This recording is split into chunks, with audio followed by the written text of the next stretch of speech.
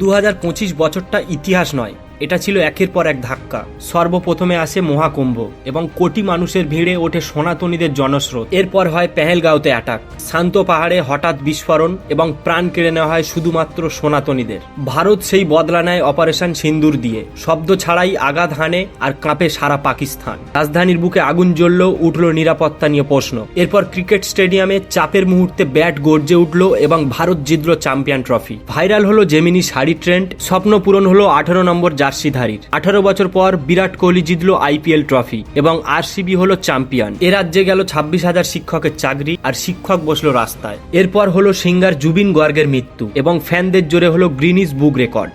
Women cricket world কাপে ভারতের মেয়েরা হলো বিশ্ব চ্যাম্পিয়ন আর ইতিহাস লিখলো ভারতীয় blind women cricket team champion হয়ে। প্রমাণ করে চোখ নয়, সাহসী সবচেয়ে বড় দৃষ্টি। 2025 আঘাত দিয়েছে, কিন্তু ভারত আজও অটল।